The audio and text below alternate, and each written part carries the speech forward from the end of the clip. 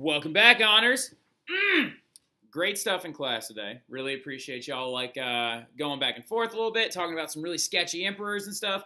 But let's lurch forward and talk about the 5 good ones, right? By the way, don't forget, we're kind of coming to a head on this particular unit, and we'll be able to move on and take our test soon. We're going to decide tomorrow what we're going to do, if we want to do it on Friday or if we want to do it on Monday, right? So I know that y'all are going to end up having a lot of tests this week in general. So I'm a little flexible. You know, we can review 2 days, we can review 1 day. It's really up to you guys, okay?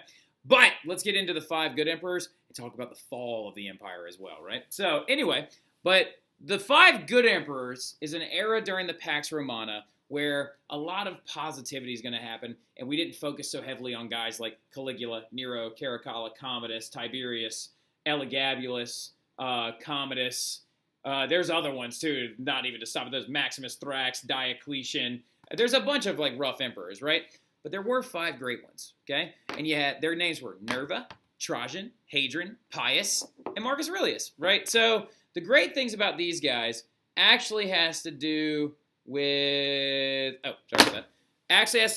their contributions to the Roman Empire, right? Their expansion, their positivity, and just kind of what they did, like actually put it forward. So guys like Nerva, Trajan, and Pius expanded citizenship, the boundaries, promoted a better economy, your basic things like that, right?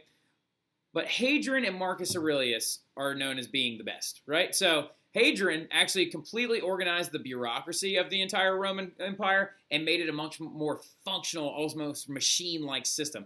And he also had a wall built in northern England that actually limited the expansion of the Roman Empire because he decreed that we do not need to go any further north, or else we're just going to end up getting into some very, very sketchy territory with the Celts and whatnot. Then there was Marcus Aurelius, known as the Philosopher King. He brought Rome to its absolute heights. And in Roman history, he is considered one of the best leaders ever. There's actually a huge bronze statue of him to this day on Capitoline Hill, one of the 7 hills of Rome, in modern-day Rome, in front of one of their state buildings, right? So Marcus Aurelius was actually used the ideas of the ancient Greeks, philosophy, and even used like Plato's Republic to actually govern more effectively, right? He conquered some small Germanic tribes in the east as well and brought them to their highest eastern expansion, all right? So Marcus Aurelius is a great figure. But these guys couldn't even stop the fact that, in all bold letters, the fall is coming, right? And it's coming right now. So Rome is going to start following the reign of Marcus Aurelius and several other positive emperors, Rome is going to begin to decline, particularly in the West, right? Underline that a couple of times. So this is what the Roman Empire looked like at its height, right? Following, I believe, the reign of Marcus Aurelius. Let me double check that. Following, like, the reign of the great emperors, Marcus Aurelius. Yeah. So in 117 AD, it was absolutely humongous. It actually covered Spain, Britain, France, Italy, all of the Balkans, the current-day Turkish area, and northern Africa, right? So, yeah, he died in 180 AD, so he actually brought it to its height. So, anyway, getting after it, right? So, the biggest thing about it is this right here is not going to be the easiest thing to manage because you're going to have some trouble in the Roman Empire, right? Let me go ahead and move my face over here so you can actually see this. All right, so there you go. Massive amounts of trouble in the Roman Empire due to the fact that barbarians, or outsiders as we know, people that spoke a different language from the Greek word of barbar, meaning to babble, right, began to attack the empire's borders, all right? So now the biggest thing about it is these early waves of barbarian invasions were actually what we believe, what I just said, invasions. A little bit later, we're going to talk about how there might have been a little bit of a difference, but we believe that the barbarians actually did attack the borders, right? So they began to attack the empire's borders. Germanic tribes from the north began to kind of sweep in, and then Persians from the east, and then a group of African people called Berbers from the south began to actually crunch in,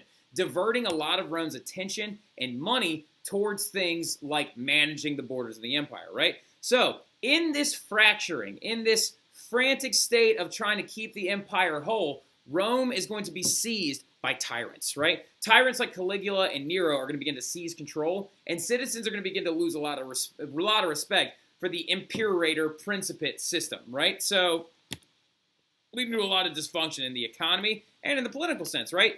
really quick, underneath losing respect for their, whoa, where did my face go? Where did my face go? Where did it go? I think my Dwayne cam shut down on accident. Did it just disappear? Wow. This is a little weird. All right, well, that was really strange. But we're back, and we're up and running, all right? So anyway, following the early invasions of these barbarians from different areas of the empire, right? North by the Germanics, south by the Berbers, to the east by the Persians as well, right? Like I said, these tyrants are going to begin to seize control. People like Caligula, Nero, Caracalla, a lot of your tyrannical rulers, right? Also, though, continuing forward, it's going to lead to a lot of civil unrest, right? Write down really quick, civil unrest, okay? And this is even going back all the way to the era, like civil unrest was a constant thing in the Roman Empire, right? Have any of you ever heard of Spartacus before, right?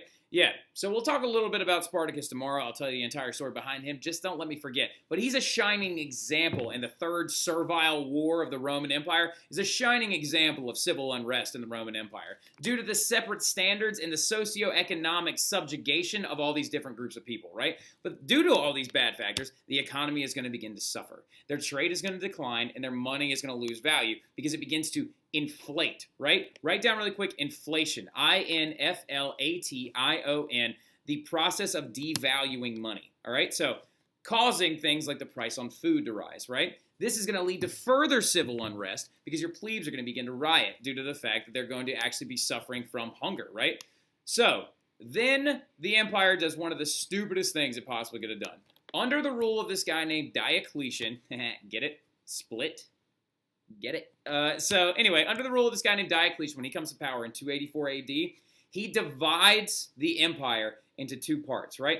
The best way to remember him, diameter, divide, right? Diocletian, okay? So divides it actually, and he actually leads one half on his own, the east, while his trusted actually colleague leads the western side, right? Now, the thing about it, this shows very weak rule, right? Shows weakness of your government. It also separates the economy into two separate areas. The biggest problem with that being is that the East is economically very affluent, whereas the West is declining quickly, right? A lot of that is due to the growth of trade in the East, right? Certain areas of the world are beginning to trade more fervently. Places like China, India, right? Sub-Saharan Africa are beginning to get involved in the trade game. And this is a little bit before the Muslims actually become very, very powerful after 600 AD when Muhammad shows up, right? So, but actually even later on, the empire would be split into four separate pieces, right? And one of those rulers during the era of the four separate pieces was a guy named Constantine, right? He is actually the one that saves the entire empire from crumbling in on itself almost completely. Constantine actually also made Christianity an accepted religion in the empire, helping to keep it alive, allowing movement of Christians, which is the religion that was growing massively, right?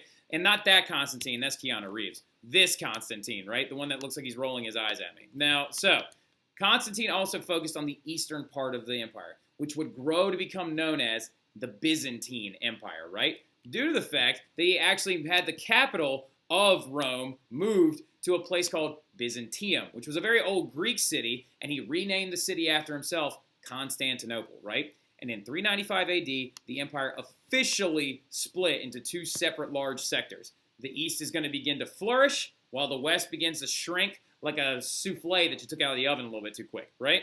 So the big splitting of the empire is a massive thing that actually went down. And as you can see right here, the Western Roman Empire actually includes everything from Spain, France, England, Italy, all the way to Greece, like all the way over to the borders of Greece and the Balkans. Say what's up, Mr. Buchanan. Good, man. Yeah. All right. So anyway, then you have this area over here, the Greeks, the Turks. That's going to be a part of your Eastern Empire, also known as the Byzantine Empire, right? See Constantinople, and you have Rome back in the west. Now, then it's going to be a time of invasions. In the late 300s and 400s AD, people are going to begin to invade and ransack the empire. Now, here's the thing. There are a lot of revisionist historians that believe that these invasions never actually happened. Well, a lot of historians believe that they might not necessarily have been invasions. They may have actually been migrations, right? Some of these different groups might have just been looking for more land to actually access away from some of these wealthy Romans that actually own most of the countryside on these giant villas, right? So they need land, though, to escape the invasive patterns of people like the Huns, right, under the rule of Attila, right? So Attila the Hun is growing massively in the old Russian area as well as Eastern Europe, and he's pushing against the eastern borders of the Byzantine. Actually, at one point, he captures the Byzantine king or a Byzantine city and holds it for ransom for like several years, right? So, and this is all happening in 406, around 406 AD, right? Germanic tribes are going to begin to invade, like the Ostrogoths and the Visigoths, and then also not to mention the Vandals, which actually the big thing about the Vandals is that they actually came in and destroyed Roman monuments on purpose to send a message to the Romans themselves, hence why we have the word vandalism, right? So that's the acts of the Vandals. But Rome itself, the Western Roman Empire, is officially going to fall in 476 AD. And by 508 AD, the Roman Empire had been broken into several small kingdoms in the west, and the east kept growing, right? The east kept growing. Write that down. The east kept growing, all right? So the eastern half, the Byzantine, stayed alive, right? It stayed alive, all right? Yeah, that was a good joke, and you know it. But that's it, all right? And that's Rome for us. So tomorrow we'll discuss like what we're going to do about this test and things like that, and we'll get after it. Sorry for the computer malfunction, but it'll all be good in the long run. So the big things to take away from this are the 5 great emperors and the decline of the Roman Empire and why it ended up falling, right? So, but that's it. So that's Rome in a nutshell, and I'll talk to you guys tomorrow. Have a great evening.